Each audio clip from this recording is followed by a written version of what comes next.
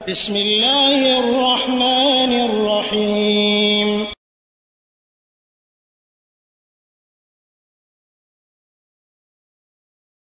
আসসালামু আলাইকুম রহমতুল্লাহি আবরাকাতুহু। আমাদের একজন ভাই গাজওয়াতুল হিন্দ সম্পর্কে জানতে চেয়েছেন। গাজওয়া অর্থ হলো যুদ্ধ, অভিযান, আক্রমণ, আর হিন্দ হলো ভারতবর্ষকে বোঝানো হয়েছে। তো এই বিষয়ে রাসূল সাল্লাল্লাহু আলাইহি ওয়াসাল্লাম থেকে হাদিস কিছু রয়েছে, উনি মূলত এগুলোর সম্পর্কে জানতে চেয়েছেন। জি, গাজওয়াতুল হিন্দ বিষয়ে আবু হুরায়রা রাদিয়াল্লাহু আনহু থেকে হাদিস রয়েছে এবং সাওবান রাদিয়াল্লাহু আনহু থেকে হাদিস রয়েছে। তবে সাওবান রাদিয়াল্লাহু আনহু থেকে যে হাদিসটি, সেটি শুধুমাত্র সহিহ সূত্রে সাব্যস্ত হয়েছে। অপরপক্ষে আবু হুরায়রা রাদিয়াল্লাহু আনহু থেকে যে বর্ণনাগুলো এসেছে, সেই বর্ণনাগুলো একটিও সহিহ নয়, একটিও সহিহ নয়। শুধুমাত্র সহিহ সেটাই নাসাই, সুনান নাসাই এবং মুসনাদ আহমদে যে হাদিসটি রয়েছে, সুনান নাসাই 3175 নম্বর হাদিস, সাওবান রাদিয়াল্লাহু আনহু থেকে বর্ণিত। তিনি বলছেন, রাসূল সাল্লাল্লাহু আলাইহি ওয়াসাল্লাম বলেছেন, ইসাবাতানি মিন উম্মতি আহরাজাহুমাল্লাহু মিনান নার। দুইটি দল রয়েছে আমার উম্মতের মধ্যে, যাদেরকে আল্লাহ তাআলা জাহান্নামের আগুন থেকে রক্ষা করবেন। ইসাবাতুন তাকজুল হিন্দ, একটি দল হলো যারা ভারতবর্ষে আক্রমণ করবে, যুদ্ধ করবে, অভিযান চালাবে। ও ইসাবাতুন তাকুনু মা ঈসা ইবনে মারইয়াম, আর আরেকটি দল যারা ঈসা ইবনে মারইয়ামের সাথে থাকবে, তার সহযোগী হিসেবে থাকবে। ঈসা আলাইহিস সালাম যখন পৃথিবীতে পুনরায় আগমন করবেন, তখন তার সঙ্গী হবে, সাথী হবে, তার সহযোগী হবে। এই দুইটি দলকে আল্লাহ তাআলা জাহান্নামের আগুন থেকে রক্ষা করবেন। এ হাদিসটি সহিহ। প্রশ্ন হলো যে এটি কখন হবে? প্রশ্ন হলো এটি কখন হবে? সব থেকে উল্লেখযোগ্য মত হলো যে এটি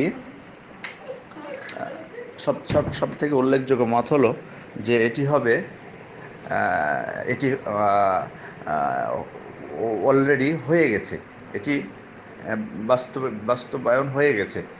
রাসূল ইসলামের প্রথম যেটি, অর্থাৎ ভারতবর্ষে যেটি আক্রমণের বিষয় বা অভিযানের বিষয়টি এসেছে, এটা বাস্তবে পরিণত হয়ে গেছে, কারণ এটি ঘটে গেছে অলরেডি। এ ব্যাপারে কিন্তু কেউ আপত্তি করেন নাই। এ ব্যাপারে এটি যে ঘটেছে এবং বেশ কয়েকবার হয়েছে, এটি ইসলামের প্রাথমিক যুগে, বিশেষ করে উমাইয়া আমলে এবং মুয়াবিয়ার সময়ও হয়েছে প্রথম অবস্থায়, তারপর উমাইয়া আমলে, আব্বাসী আমলেও হয়েছে, এবং এ ব্যাপারে ইতিহাসও সাক্ষ্য দেয়। এ ব্যাপারে কারো কোনো আপত্তি নাই। কিন্তু অনেকে বলতেছেন যে এটা আবার হবে, এটা আবার হবে কিয়ামতের আগে। কিন্তু এই কথার আসলে কোনো এমন শক্তিশালী কোনো ভিত্তি নেই। তারা শুধুমাত্র বলছেন যে হাদিসের যে দ্বিতীয় অংশ, আরেকটা দল যারা ঈসা ইবনে মারইয়ামের সহযোগী হবে, দুইটা বিষয় একসাথে ঘটবে, এটাই তারা বলতে চেয়েছেন। কিন্তু এটা তো আসলে এখানে এই হাদিসে এটা প্রমাণ হয় না যে একসাথেই ঘটবে দুইটা। আল্লাহ রাসূল যে দুইটা দলের কথা বললেন, দুইটা দল মানে একটা দল হবে যারা ঈসা আসলামের সাথে থাকবে, আরেকটা হবে যে ভারতবর্ষে আক্রমণের বিষয়টি, এটি যে একসাথে ঘটবে, এটা তো এই হাদিসে কোনো ইঙ্গিত নেই তেমন। এই হাদিসে ইঙ্গিত নেই এ বিষয়টি। যে কারণে মানে সব থেকে যেটা শক্তিশালী মত, যদিও অনেক ওলামা ইকরাম বলছেন যে এটি কিয়ামতের আগে ঘটবে, কিন্তু সব থেকে শক্তিশালী মত হলো যে এটি ঘটে গেছে, বাস্তবে পরিণত হয়ে গেছে। এখন বাকি আছে শুধু একটি দল যারা ঈসা আসলামের সাথে থাকবে।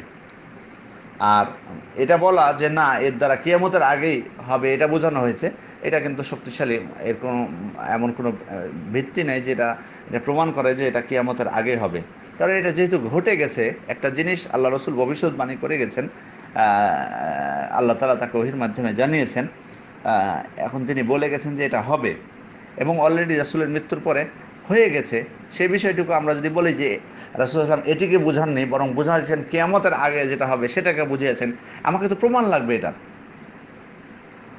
রাসূল সাল্লাল্লাহু আলাইহি ওয়াসাল্লাম একটা বিষয় বলে গেলেন যে এটা ঘটবে, তো সেটা তার মৃত্যুর পরে ঘটে গেল।